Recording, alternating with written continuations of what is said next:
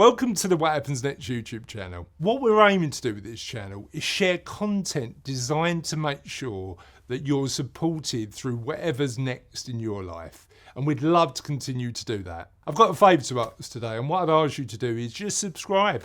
It costs you nothing, but it really helps us deliver really good quality content on a consistent basis. Thank you, and let's go on to the interview. Welcome to this episode of the What Happens Next interview series, available on YouTube and on our podcast. I'm really pleased to be inviting Jessica McGregor Johnson onto the podcast to talk about that really important transition. We talk about quite a lot on What Happens Next between what you're up to now and what you want to do in terms of that next stage of your life. Before we get onto the interview, I've got a couple of favours to ask. As I always say on my videos, we are on a bit of a mission with What Happens Next to help as many people as possible make sure that transition into either retirement or whatever's next in your life, a good one. Now, the way that you can do that is if you get value from this interview, please like this video and subscribe to the channel, because what that allows us to do is help share the message of planning and preparing for that next stage in a way that works. We can spread it far and wide so that people aren't just stumbling into that next stage of their life, as I've seen, and I'm sure Jessica's seen as well. So I want to help as many people as possible to do that. Also, we've got a number of free resources on what happens next.life. There's a quiz, there's a wellbeing quiz on there that you can get access to. And currently I'm writing the What Happens Next book designed to help people think about that retirement step, that next stage, in a little bit more of a nuanced way. There's a waiting list for the book, and thankfully hundreds of you so far have decided to be on that waiting list. But if you're not, we'll put a link in the comments to the video below, and we'll make sure that you're one of the first people to get a copy. I can't guarantee you're going to be the first, because I've got a feeling that's going to be my daughter, because she's always the first one to get anything I write. Without further ado, let's move on to the interview. Jessica, how are you today? I'm very well, thank you. Yeah, doing well. And tell me about your week. What have you been up to this week? Well, I've been doing a variety of things. I mean, I live here in the south of Spain, and so I'm very lucky to have decent weather in the winter. So I'm quite an outdoors person when I'm not working. I've got a horse here. I do cold water swimming in the sea. I go sailing when possible. So I'm quite active. So I've got that lovely thing where it's up to me what hours I do and when I do them, so I can fit in the fun stuff when I want to. So I've had quite a bit of fun stuff already this week. So have you been in the water, and have you been on the horse? I've been in the water. I was on the horse on Sunday, and I'm hoping to sail later in the week. It's completely dead calm at the moment, not a breath of wind. So we just do need to get some wind up, but not too much. Love it. I was at book launch last week about the hormones in our body, the chemicals in our body that effectively improve our well-being. And this book was called Dose, because it was dopamine, oxytocin, serotonin, and endorphins. Yeah. And it was a really interesting one, because my wife, we live by the coast, and my wife, not in January, funny enough, but likes to go out cold water swimming. And apparently there's some real health benefits to doing that, right? Yeah, physical and mental, actually. It gives you a very mental boost. So I've seen documentaries where cold water swimming has been used to help people with depression. Yeah. When they feel their depression coming on, they can go cold water swimming, and they just get all those endorphins and feel better about life in general. Yeah, and it's incredibly good for your immune system. Yeah, no, I agree. How cold is it in southern Spain though? Because it's like sort of cold and a little bit warm. It's 15 degrees, so it feels cold. You can stay in about 30 minutes. I swim for about 30 minutes, and then I'm getting really cold, so have to get out. And I love the fact that you practice what you preach in terms of balance as well, because as you say, it's about having those other aspects of life we need to consider, Yeah. particularly if we've been building and then selling our business or doing 60 hours a week or whatever it may be. That next stage, and we're certainly not, when we think about what happens next. I don't think I think the answers, as we've discussed before, come from what you want to do. But actually, a lot of people that I speak to in my role, and I'm sure in your role, are looking for a bit more balance. Yeah. Yeah. A lot What of do time. you think? Yeah, I mean, I work with people who are coming into retirement, but I also work with people who are halfway through their careers. And they come to me because I've got a retreat called Get Unstuck, because they're stuck in one side of their lives and they haven't got another side of their lives at all, actually. So they actually have to work out how they can put themselves back into their lives and have some balance. And I think it's crucial. Otherwise you just burn out. You see so many people just exhausted by what they do. Yeah, I think it's such an interesting one. Now we could carry on, but I want to make sure that we give our viewers a really good insight in terms of you. So tell us a bit about you. Well, I've been living here in Spain for 24 years, and for the last 22 years, I've been working as a coach. Okay. And I've been running individual retreats here in Spain for the last about 15 years, something like that. And like I said, I have a retreat called Get Unstuck, but I recently, in the last couple of years, created a new retreat called Retire Happily. And I like doing individual one-on-one work. I've done group things before, which are great, but you can't go as deep and you don't have enough time individually. And so I really love having somebody out either here, or I can do it virtually as well if they can't travel, to just dig deep and find out, what's missing in life. And if it's the retirement, it's often just handling that daunting feeling of, I haven't got my title anymore. I haven't got my job anymore. Who am I? It's a huge question that people have to answer when they move into retirement. Absolutely. And it's really interesting, because I think I mentioned to you during our first conversation, I've had conversations with clients who have looked me in the eye and said to me, who am I if I'm not that? Yeah. Who am I if I'm not that business owner? Who am I if I'm not that, in that position of authority in a large organization? And I think we underestimate sometimes that fundamental change, right? And I think, as you say, helping people plan and prepare for that is really important. Help me understand what your what happens next moment was. So 22 years ago, you decided to become a coach. 24 years ago, you moved to Spain. What facilitated that move for you? Well, I always tell people, don't do it like I did. Because it was a bit headless chicken in that I'd been living in the States, and we'd come back we were going to go to London, and we were going to get back into the corporate jobs and all that kind of thing. And then we came to Spain on holiday and went, oh, this is nicer. So it was January, because if it was, I don't blame you. Yeah, it was March, which was about the same. And it was just that moment of realizing that we had a moment of choice and a window of opportunity. And I think that's a lot of what stops people even allowing themselves to think things can change, because they're so embroiled in life. How do you get yourself out? And we were very lucky in that we hadn't got embroiled yet. We were completely free of all commitments. And so it was a much easier decision to make. And it involved, becoming self-employed as well. And that's a huge shift, because you've got to get used to that idea that you are 100% responsible for the money that comes into your bank account. Nobody's going to pay you a salary anymore. But I always say that I think that can be quite scary for a lot of people, right? A lot of people. That's one of the big things, and you have to get your head around it. But there's a huge freedom in it too. And I always say, I said to my nephew when he started his own business, I said, you realize you're going to become unemployable, because they'll never again be able to have a boss telling you what to do, because you've been your own boss.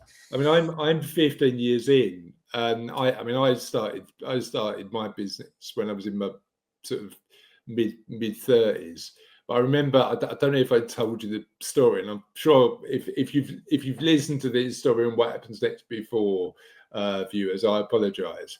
But I remember going home to to speak to Cassie, who we were both employed at the time.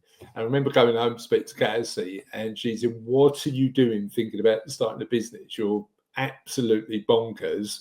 You know, you've got this really decent job." And it's because we were always acclimatized, and you know, that's another conversation, is it? Are we acclimatized to retire in one way when actually it doesn't suit us?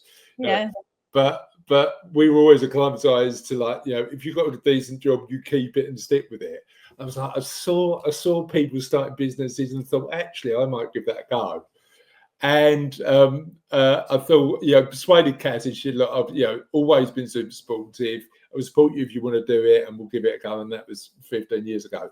But I remember going up the stairs, and my daughter, who's 21 now, was 6 when we started Sabelo. And I remember saying to her, "Dad's going to leave his job and start a business." And she burst into tears, and I was like, "Oh no, what have I done? What have I done?" And she looked at me, Jessica, and just said, "Dad, who's going to pay for the holidays now?" That's, that's what she was worried about. What's interesting is that frame we put around those decisions, isn't it? Yeah. Like, for a 6-year-old frame, she couldn't see beyond that, you know, that regular income coming in, and it's just you've got to reframe this stuff. You said something really interesting, Jessica, that I'd like to explore. You had that window of opportunity just by going to Spain in that particular March and saying, here's where I am in life, and here's how I want to live my life moving forward. How do we get better at recognizing those windows in our own lives? And if we can't, how do we create those windows? Well, I think those windows, they come with a kind of feeling, and often it can be a feeling, a bit of trepidation, because you're being invited out of your comfort zone. And what I say to people is that when they feel that feeling, is like, don't just say no, explore it, really find out what that means. Because, and that's what I mean by we were headless chicken. We don't even do that. We just did it. But it's like you can explore it, and you can answer a lot of the questions before you even get there. I mean, I always think retirement is a huge window of opportunity. Yeah. You know, a lot of people think retirement is a closing down of life. I think it's an open up of life. I agree. I think there's an amazing amount you can do with your life when you've got the financial support because you've got your pension and everything else, but you've got this time, and it's an arena to play into. Yeah. And I think that's why it excites me so much. So I love doing the retreats, because, you know, people, I remember I had a client come in, and he left a really high powered job on the Friday, and he came on the Saturday, he said, "I think I need a new job." And I'm like, "No, I don't think you do." But let's just wait and see. And we went through this weekend, and this picture of his life just grew and grew and grew. And he got to the end of the weekend, he went, "I haven't got time for a job." And I went, "No, I know." So you know, interesting. I mean, we've seen it in our clients where they retire and they go and get another job because they don't know, they haven't built that picture of that next life. They haven't, and actually, the entire What Happens Next project is to help people say, look, plan for the money, really important, because you want to make sure you've got enough, but don't assume that planning for the money is enough, because actually working out what's next is really important too. And I think it's true, because, you know, a lot of the time, even if people are working, you know, for corporations, for example, you know, the support they get for retirement is always financial planning. Yeah, 100%. They get very little support of actually planning what you're going to do with your retirement. 100%. They're kind of set adrift, and particularly if people are being retired, you know, that's a huge challenge for somebody when they're retiring earlier than they thought they were going to retire. Yeah. And I'm really keen as part of our work on What Happens Next, and actually we're starting these conversations now, is speak to these pension providers and say, what you're doing, frankly, is not enough to help people plan and prepare. And there might be a conversation that might be happening there, and one that I'm certainly curious and interested to have. So the work that you do is the Get Unstuck process. and the let me make sure I get this right, retire happily process. What's the difference between the two? It's really where people are in life. I mean, Yeah. retire happily has an aspect of getting unstuck as well, because you're getting unstuck from your old concepts of what that might be. But get unstuck is more for people who are like in the middle of their working careers, and they're getting to the place where they're pretty successful, but they're also pretty miserable because what they thought it was going to be, it isn't. And like we said earlier, they've got no life, it's all work. And that's about rebalancing life. And sometimes it might be about changing careers, but not always. It's sometimes, more often than not, it's who you're being in your life and decisions that you're making. Whereas retire happily is a very specific retreat. It's for individuals. It's also for couples who are retiring at the same time, because, you know, there's a lot of preparation that needs to happen for that, to make sure both people get what they need out of the retirement. And I call it retire happily because some people aren't very happy about it. So the act of retiring, we need to happily retire, but it also means as you go forward in your retirement, you are happy with what your decisions you've made. And so that retreat is very specifically for that moment in time. And I have people who come on that retreat like 18 months before they're about to retire, or they come on literally when they've just retired and they're in panic. Then there's kind of different stages to retirement. In the old way, you know, you get the vacation, oh, this is fun. Yeah. And then you kind of get the loss of identity and who am I? And then you get the panic, maybe I need another job. And then you get the fourth stage, which is finding something that actually does really fulfill you. And I always say with the Retire Happily retreat, we're trying to cut out the second and the third phase of the loss of identity and panic and just go from vacation to fulfillment, you know, and that's the way to do it. It's why for us, and there's loads of ways to look at this, in the What Happens Next model, purpose and meaning is slap bang in the middle. Yeah. Because yes, you're right. I mean, we've had some really interesting conversations on this channel and more broadly with clients about all the areas of wellbeing we look at as part of What Happens Next. But without that, what am I getting up for? You know, and yet super important to take a break as well, isn't it? You know, that element of like, just like I've got complete freedom of time. What do I want to do from a hedonistic perspective? What do I want to do just to enjoy myself is really important. Yeah. Can you do that without, do you reckon you can live a hedonistic retirement without purpose and meaning for 30 odd years? I think it's a hard ask. Yeah, I really do. And the thing is to remember that purpose might not be about going out and mentoring people or working for charities. It might be being the best grandparent you can be. 100%. It might be being the best friend you can be to people. Purpose. People sometimes they get a bit scared by the word purpose because it can feel like this big lofty thing. And it really isn't. Purpose is about being yourself and sharing your talents, whatever those talents might be. You mentioned something really interesting that I want to revisit. You talked about that misalignment, particularly when you're talking about the Get Unstuck retreats, but also in the some Retire Happy retreats. That misalignment and that getting back to the authentic you, the one that you can really connect with. Yeah. What's the one question you ask people that gets them closer to their authentic self than where they are now? It's not a specific question as such, but when I'm working on that level with somebody, I don't want to hear what people have to think. I want to hear what people feel. Interesting. Because as soon as you go into feeling, you go into heart. And as soon as you're into heart, you're into your authentic self. Because that's where your authentic self lies. But that's really interesting, isn't it? Because I as somebody who's a thinker, right, I often struggle with that. So I had a really interesting conversation with a friend of mine about spirituality the other day, and I don't think I'm particularly. I get a sense of awe. I get a sense of looking at people enjoying themselves at a concert or nature. I get a sense of awe, but it's not linked to any sort of organised religion in any way, shape, or form in my mind. But I think probably more than I feel.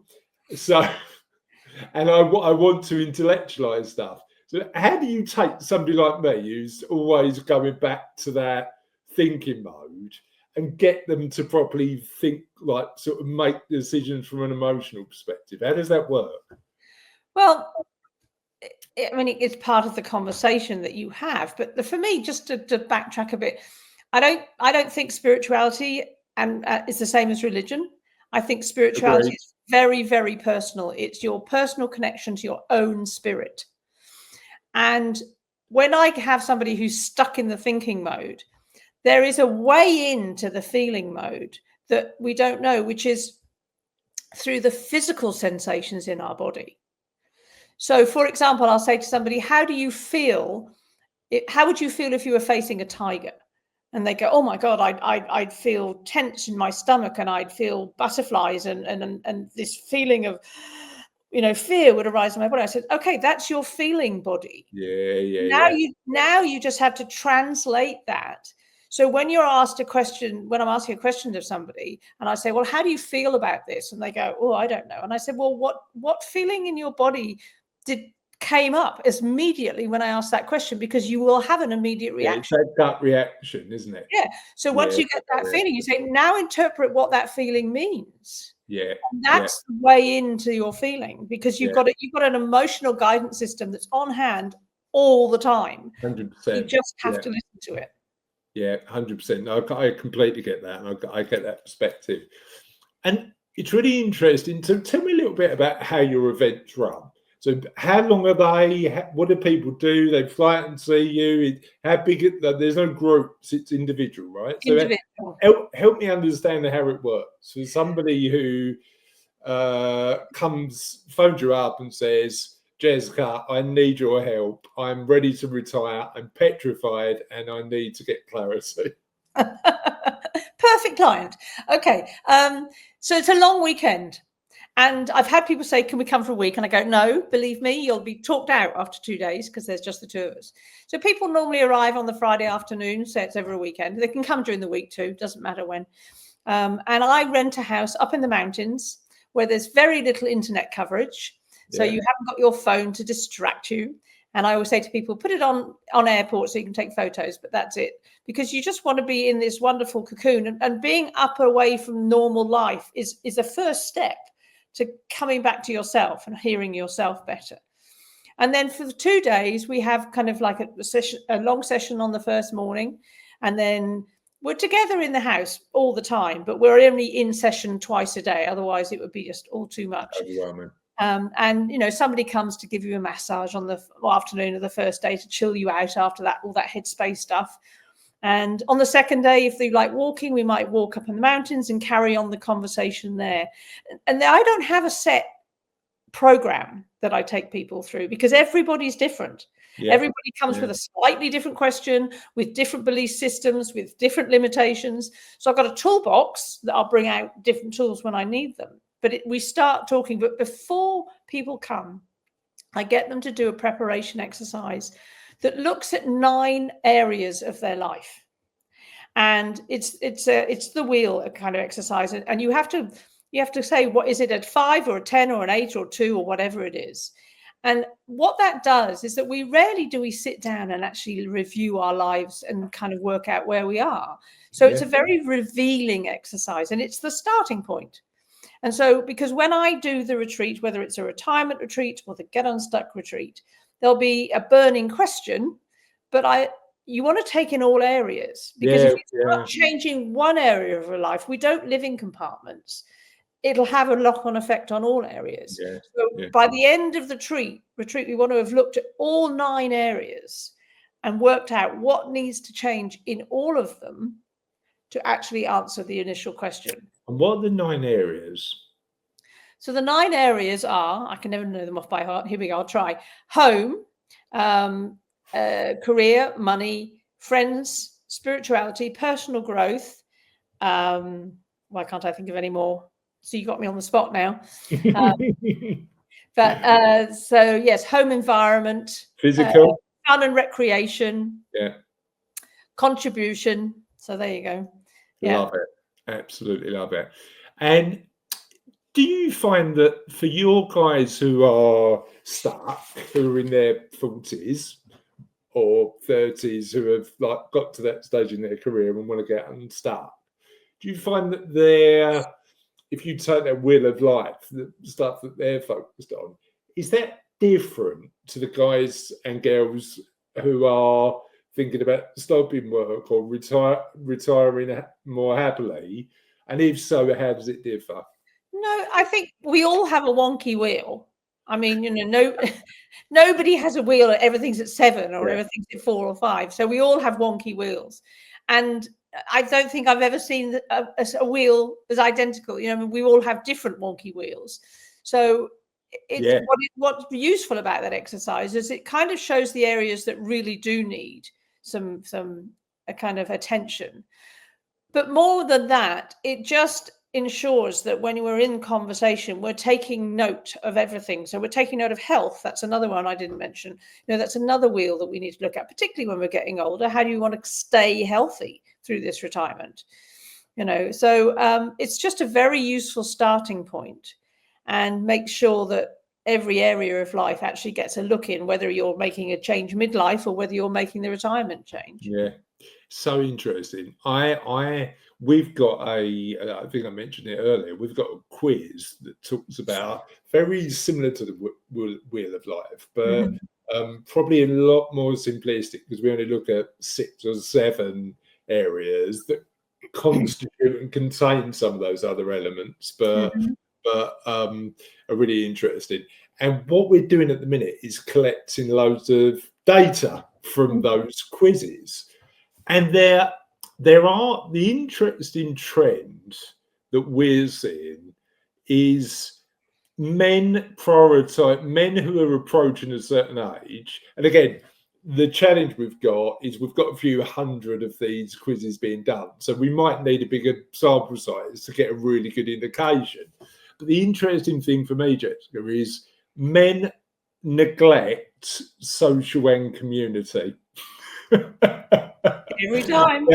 Now that actually probably reflects in my own life because I think about Gazzy, my wife, who's really good at maintaining social relationships, and I've had to make, at the age of 47, real effort over the last few years because work took over and it was more of a priority. Yeah, it's interesting how you look at those trends, isn't it? I've never had a woman come out on retreat who doesn't have a best friend. Yeah. I've had men come out on retreat who don't have a best friend. Yeah, it's interesting, isn't it? And we all need that confidant. We need somebody who we trust that will always be there for us. But it's sad, but it's true. A lot of men that I've worked with have not had that in their lives because they focused on career development and everything else. Yeah, I find that the conversation I have with the clients a lot is part of the fear about leaving work is that there's social lives wrapped up with work as well. Yeah. And actually leaving that, I had a client of mine who was a Lloyd's underwriter in London, and he found himself going back to work to meet his friends. Now the problem is they were working, and he was just he used to do voluntary tours around the office, just connect with and then he realised after 18 months that probably wasn't a sustainable way, and he had to do other stuff about it. But it's really interesting. One thing I am curious about is that impact on changing environment, because I think the interesting thing about the work you do is you're not doing it in somebody's house. You're not doing it in somebody's office. You're not even doing it in the same country. So what is it about that change of environment that sparks that different thought process? We're creatures of habit. And so, I mean, I've done virtual retreats during the lockdown, for example. How does that compare to the work you do now? Well, exactly. I think it's far more powerful when you leave that world behind, because when you leave that world behind, you leave behind the habits and the creature habits that you always do and the thinking that you always do. And then you come to somewhere new, and it's relaxing and it's beautiful, it's spectacular countryside, and you walk amongst the mountains, and it just shifts something in your perception. Yeah. And I'm a great believer that when you've got I love going up in the mountains with people, because when you've got a long view, all the 40 kilometers all the way down to the sea, it kind of gets people thinking in a long view way, interestingly. And you can go much bigger. Often that walk up in the mountains session is big picture thinking. It's Yeah. not minute and details. People want to go, excuse me, with minute and details, but it's not. It's big picture. Because when you're doing this kind of work, what often happens is that somebody will get an idea and they'll immediately want to know, well, how am I going to do that? And I go, I don't care how you can do that. I'm not interested in that yet. I want to know what you want.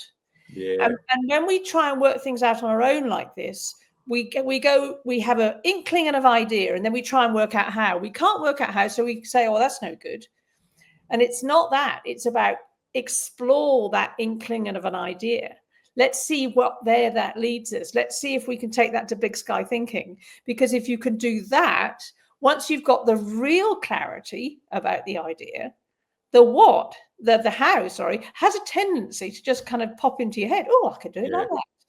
So the whole purpose of coming away from your normal environment, surrounded by the normal people you have surrounding you, can make a huge difference. Yeah, I think the other impact is being geographically high. Yeah.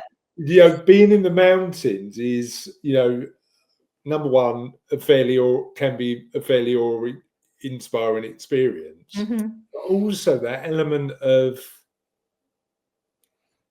as you say, taking the longer view. Yeah, and also the drive up the mountain is very metaphorical. It's leaving the world behind. Yeah, And it's interesting. let's leave all the world, all the worries, all the cares behind, and let's have 2 days unencumbered by that.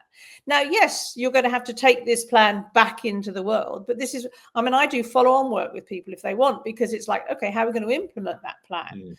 But we've worked out enough detail up the top of the mountain that we've got some pretty good idea of the house and what we're going to do. So it's then next steps. Yeah, that's always interesting, the work that we do with clients, because people will come in and into me and go, right, I've got all this pension paperwork, or I've got all these ISAs, or I've got whatever. It's like, look, we'll get to that.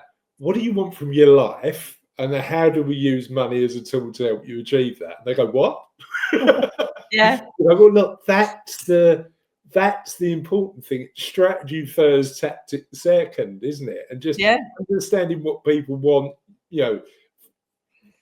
What happens next is a bigger project. But in my day job, using money as a tool to enable that, and money won't solve all of those problems, definitely, but certainly just turning around and going, how do you want to live your life, and how do we use money to enable you to do that, if possible, and then go down to the tactics. Great.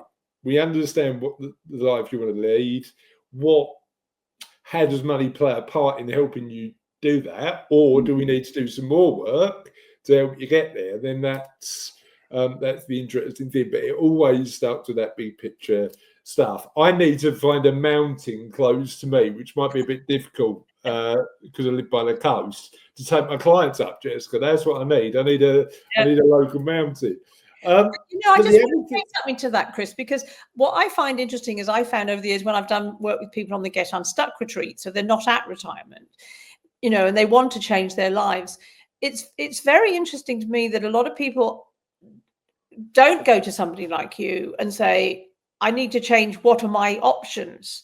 Yeah. And so often I'm saying to people, one of the steps you have to do is go to somebody who can advise you as to, if you want this kind of lifestyle, what do you need to do financially to get yourself there? Yeah. And it's very interesting how a lot of people I've worked with have never actually done that.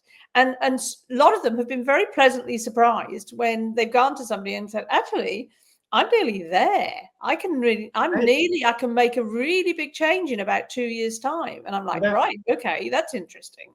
Yeah. And I think the key component part is, clarity, isn't it?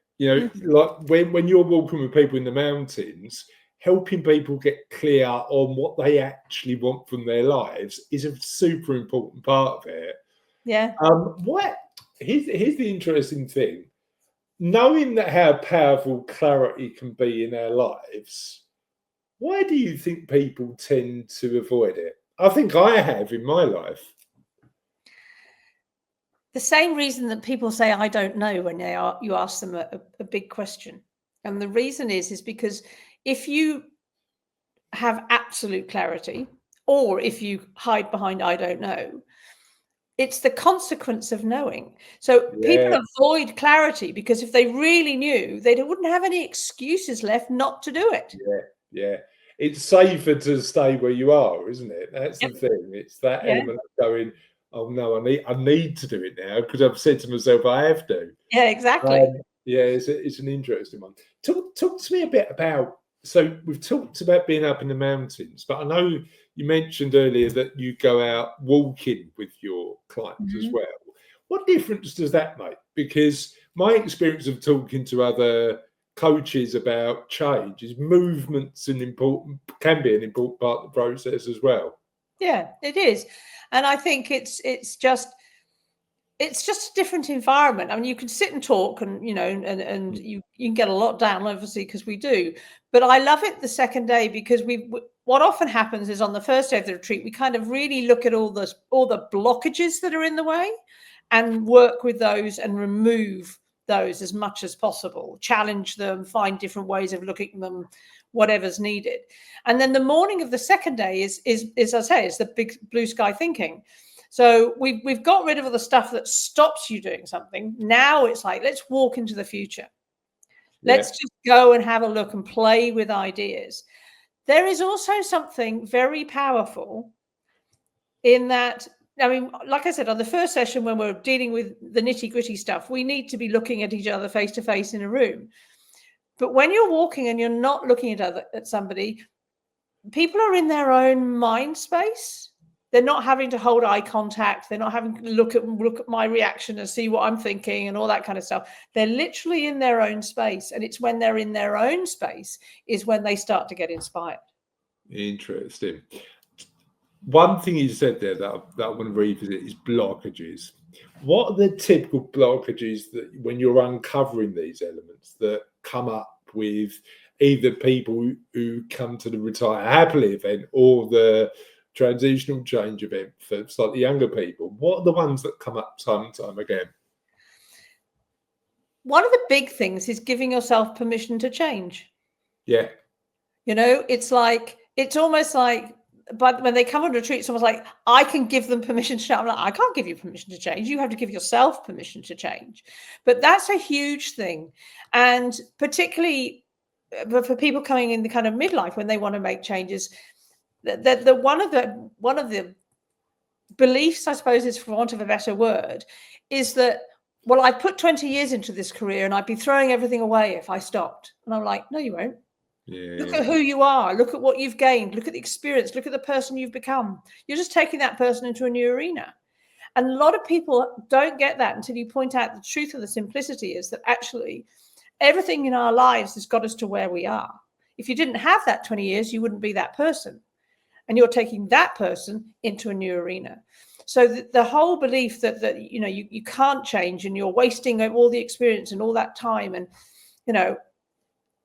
I mean, it's a fallacy, but we have to blow those fallacies out the water. I had a really interesting conversation with a client about that because we were talking about this, and we got to a point where I said, "You do realise you're not your job." He went, "What?" He went, "Well, you're not. You're a man with a bunch of skills that applies themselves to that job. But if you moved away from that job, your skills won't change, your knowledge won't change, your Mm. Your, who you are as a human won't change. What would change is his title Yeah. and parts of his identity that he was proud of, committed to, all that sort of stuff. And I think that's difficult for us, right?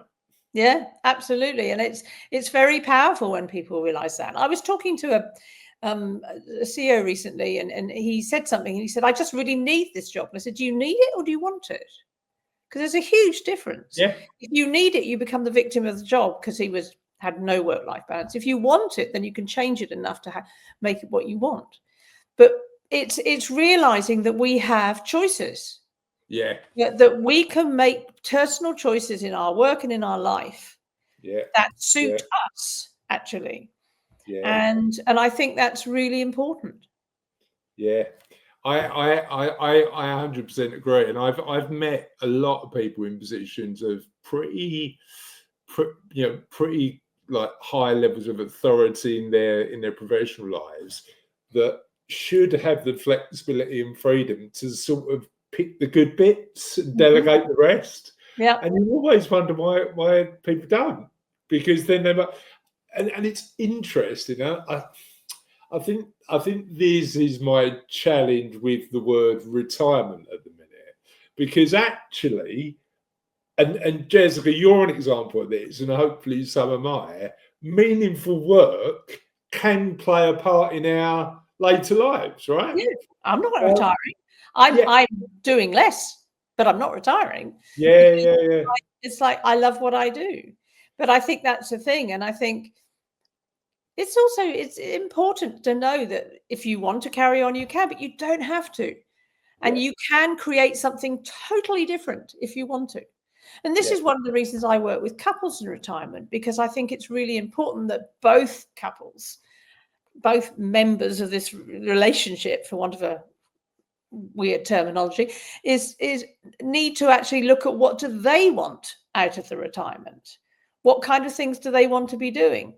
I wrote in an article recently, one of the most important things about a couple's retirement retreat is to make sure you don't drive each other up the wall when you stop work, because you've not spent a lot of time together like that for a long time. So how much time do you want to spend together? What kind of things do you want to do together? What do you want to do independently?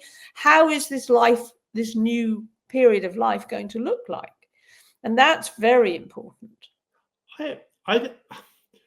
The interesting thing is there is an element of suck it and see, though, isn't there? There is an element of, you can have these plans. And again, I'd love to hear your experience, but my experience is there's an element of experimentation where people are going, what fits? Yeah. Because sometimes you don't know. So you might have these big goals and plans and aspirations, and certainly, I'd encourage people to go, yeah, let's do that stuff. I also think there's space and room for just trying stuff out and seeing what fits. There's a great book that I've recommended to a few clients, and I've bought a few clients over the years, called Design Your Life by Bill Burnett. And he's a real advocate of that design thinking process of low cost experimentation. So we were talking about it earlier, right? So we were talking about sailing before we came on, and I asked whether you had a boat, and you said, no, I like sailing, but I want to try it. Now, I live near the coast, and I want to do a bit more sailing in my life. The low-cost experimentation route to that, to see if I'm going to enjoy it, is take a couple of lessons and see whether it fits. Go be a cruise. How does that play a part in that retire happily bit? How do people experiment, and how do you encourage that if you think that's a good thing? Well, I think a lot of the times it comes out from what people are saying, and I'm a great believer that we do need to experiment. I'm also a great believer we do need to plan, and the reason I think it's a plan is because it gives us momentum moving forward. Often those plans will change as we try things out, but if we hadn't planned and started our way along the plan, nothing would have happened. So you're planning to make things move and to keep the momentum going. And then, you're going to go off on tangents and you'll like things and you won't like things, and that's fine. But for example, I was working with a client, and he was saying, well, I'm not sure where we want to live. We might want to live in Portugal, and we might want to live in France, or we could live in Spain, but we definitely want to live somewhere, in Europe.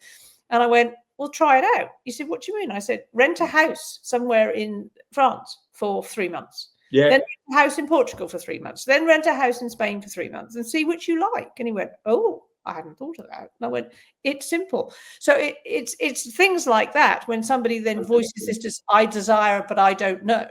It's like, yeah, try it out.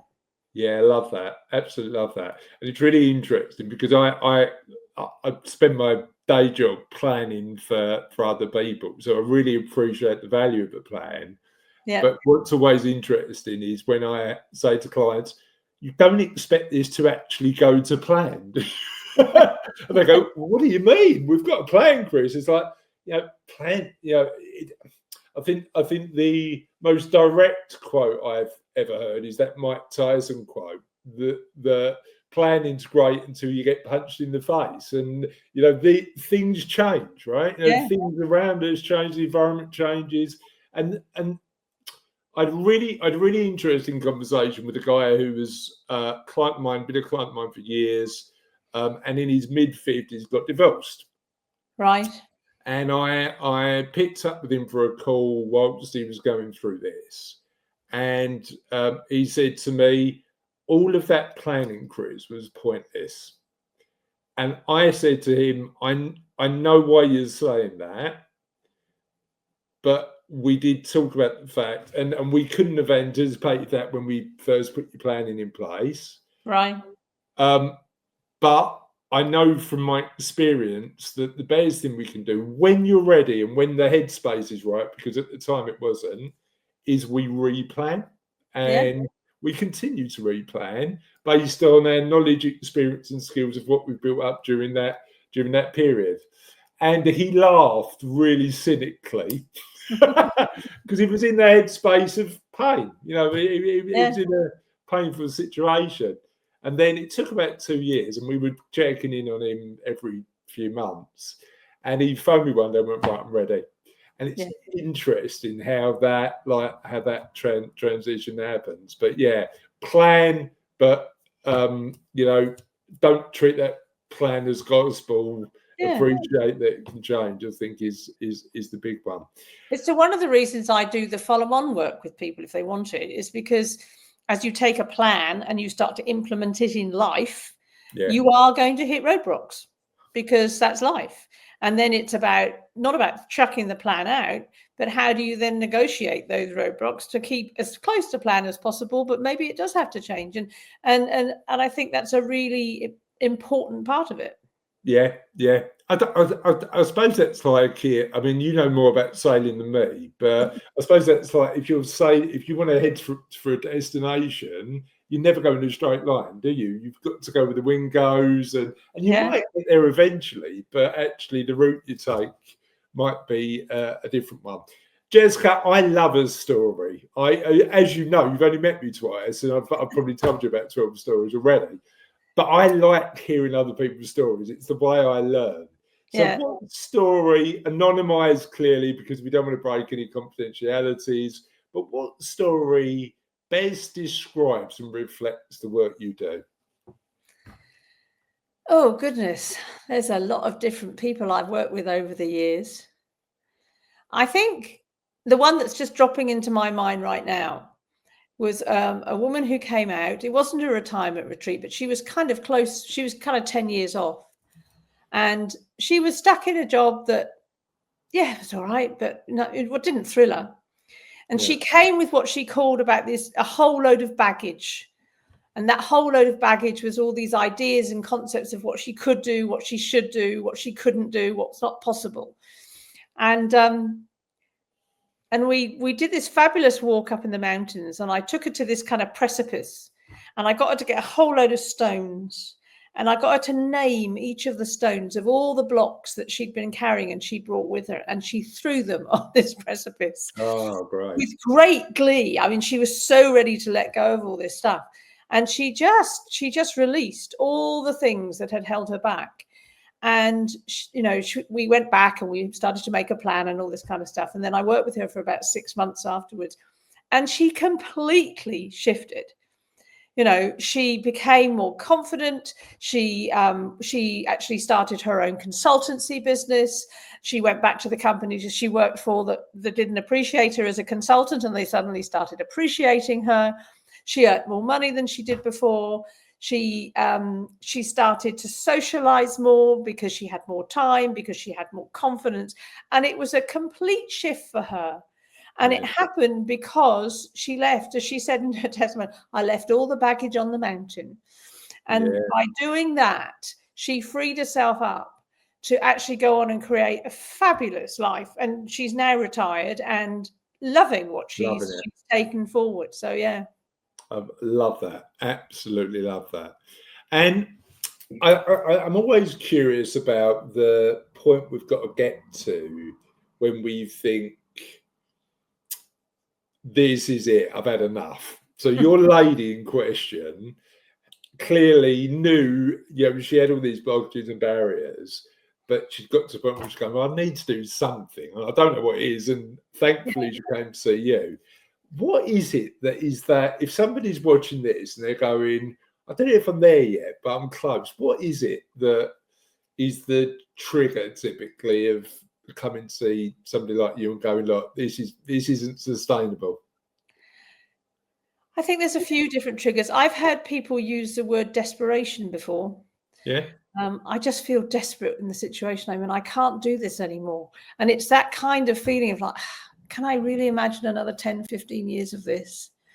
And so that kind of, when people are really stuck in there, I named the Get Unstuck retreat, the Get Unstuck retreat, because I went back through all the emails that people have sent me, and that was the word that people have used more than anything. I feel stuck. I feel stuck. I feel stuck. And I think people come to a point and they just know it within themselves where it's like, I can't do it. I cannot stay in a stuck space. It just feels claustrophobic. It feels heavy. There's no joy in it. And I think that's the feeling. I think you hit the nail on the head. It's feeling that you've got lack of choice, isn't it? Yeah. It's like that. What else where else do I go? And I think that's when people probably reach out for help. I suppose the bit we want to do with the education piece and what happens next is help people understand that they've probably got these options earlier than they think. Yeah. And maybe they should consider thinking about what they want to do a little bit earlier so they can plan and prepare for it a little bit earlier. One of the things, just to tell you a quick story, is that when I was in my 30s or so, I had a friend turn up who I hadn't seen for many, many years. And he said to me, what are you going to be doing when you're 60? And I went, well, what I'm doing now. And he said, do you like what you're doing now? And I went, no. And he said, so why do you want to be doing it when you're 60? And it's a really powerful question to ask yourself. Do I want to be doing this in 10 years' time or 20 years' time? And if I don't, now's the time to change.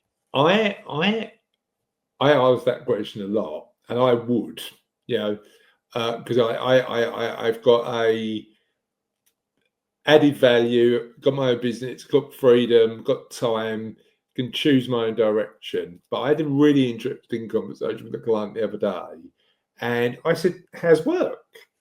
And she said to me, depends on what day you ask me. I was like, okay, interesting. So let's zoom out a bit. If we took a typical week, how many days are good? Like you're going in and you're going, right, I'm adding value, I've got purpose, I'm enjoying the work. And then how many days are you thinking that you're not enjoying? And she said 3 days, she was working 5 days a week, 3 days I'm not enjoying, and 2 days I sort of am. And that to me seems skewed. And and again, we're all individual, and what happens next isn't about giving you the answers. It's just about potentially asking good questions that might allow you to think think about this stuff in a different way. But I heard that, and if that was me, I would be taking a serious look in the mirror, because that means you're spending the majority of your working time not having an experience that adds value to your life. And I think that's true. And I think there are always things in every job. There's things in my job that are not my favorite thing to do, but the majority of what I do, I enjoy. I enjoy doing things like this. You know, there's different aspects that you enjoy. But if you've got days where you're just dragging yourself through, you've got to ask yourself why. If you get to Sunday night and you're dreading Monday morning, you've got to ask yourself why. Yeah, and you're right. There are going to be, you know, I think that's why I wanted to understand the nuance of it, because, you know, I have days, you have days. People who love their job have days where they go, I know this is part of it, but I'd rather not be doing it. Yeah. If that's more time than you're spending doing the stuff you love, what can you change? I think is the interesting one. Jessica, I have loved this conversation. Certainly, this is a good day for me, because I get to have conversations like this. So thank you for sharing your insight. I really appreciate it. Yeah. Where can people find out a bit more about you? Got a website. It's my name, JessicaMcGregorJohnson.com. Really easily. They can have a look. There's lots of information on there. And if anybody's interested, they can just book a free chat with me. And that's the easiest way to explore options. And that's why I got in touch, because I was looking at writing about the importance of retreats for the What Happens Next book. Yeah. And I found you did them. So thank you for your time today. You're welcome. And please check out the work that Jessica does. Thank you, Jessica. Really appreciate it. You're more than welcome. Thanks, Chris.